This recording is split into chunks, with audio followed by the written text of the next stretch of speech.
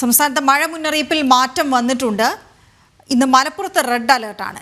മറ്റ് 7 ജില്ലകളിൽ ഓറഞ്ച് അലേർട്ടും നിലവിലുണ്ട്. നേരത്തെ മലപ്പുറത്തും ഓറഞ്ച് അലേർട്ടായിരുന്നു, ഇപ്പോൾ ഇത് റെഡ് അലേർട്ടായി മാറിയിട്ടുണ്ട്. കോഴിക്കോട്, വയനാട്, കണ്ണൂർ ജില്ലകളിൽ നാളെ അതിതീവ്ര മഴയ്ക്ക് സാധ്യതയുണ്ടെന്ന് വിവരമുണ്ട്. ശാലിനി വിവരങ്ങളുമായി ചേരുന്നു. ശാലിനി, എങ്ങനെയാണ് മഴയിൽ മാറ്റം വന്നത്?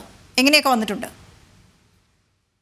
സംസ്ഥാനത്ത് ഒരു ജില്ലയ്ക്ക് ഇന്ന് അതിതീവ്ര മഴയ്ക്കുള്ള മുന്നറിയിപ്പാണ് ഈ കാലാവസ്ഥാ നിരീക്ഷണ കേന്ദ്രം ഇപ്പോൾ നൽകിയിട്ടുള്ളത്. 1 മണിയോടുകൂടി വന്നിട്ടുള്ള മുന്നറിയിപ്പിലാണ് കാര്യമായ തന്നെ മാറ്റങ്ങൾ സംഭവിച്ചിട്ടുള്ളത്.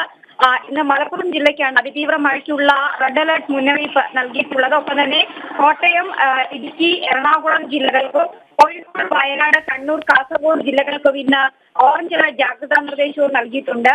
പത്തനംതിട്ട, ആലപ്പുഴ, തൃശൂർ, പാലക്കാട് ജില്ലകൾക്ക് ഇന്ന് യെല്ലോ അലർട്ടാണ്. തിരുവനന്തപുരം, കൊല്ലം ജില്ലകളിൽ ഇടവിട്ടുള്ള മഴയ്ക്ക് സാധ്യതയുണ്ട് എങ്കിൽ പോലും കാര്യമായ മഴ മുന്നറിയിപ്പ് നൽകിയിട്ടില്ല എന്നുള്ളതാണ് ഏറ്റവും പ്രധാനപ്പെട്ട കാര്യം.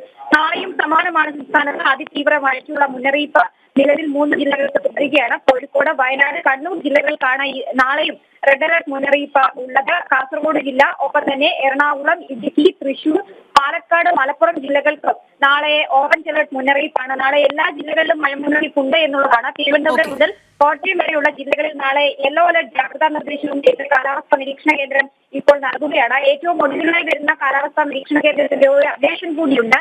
തെക്കൻ മഹാരാഷ്ട്ര തീരം മുതൽ വടക്കൻ കേരളം തീരം വരെ ഒരു ന്യൂനമർദ്ദ പാത്തി ഇപ്പോൾ സ്ഥിതി ചെയ്യുകയാണ്. ഒപ്പം പടിഞ്ഞാറൻ തീരമേഖലയിൽ കാലവർഷക്കാറ്റ് അടുത്ത 3 ദിവസം ശക്തി പ്രാപിക്കാൻ സാധ്യതയുണ്ട് എന്നും മുന്നറിയിപ്പിൽ പറയുന്നുണ്ട്.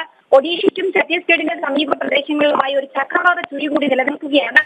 മറ്റൊരു ചക്രവാത ചുഴി മധ്യകിഴക്കൻ ബംഗാൾ ഉൾക്കടലിൽ വടക്ക് കിഴക്ക് ഭാഗത്തായി സ്ഥിതി ചെയ്യുകയും ചെയ്യുന്നുണ്ട്. ഇതടക്കം സംസ്ഥാനത്ത് മഴ ശക്തമാകാൻ കാരണമാകുന്നുണ്ട് എന്നതാണ് മുന്നറിയിപ്പ്. ശരി ശാലിനി, മഴ നല്ലതാണ് നാടിനും നാട്ടുകാർക്കും. പക്ഷേ കേരളത്തിന്റെ ഇപ്പോഴത്തെ സാഹചര്യത്തിൽ നമുക്ക് ആശങ്കയായാണ് ഈ മഴ മുന്നറിയിപ്പുകൾ വരുന്നത്.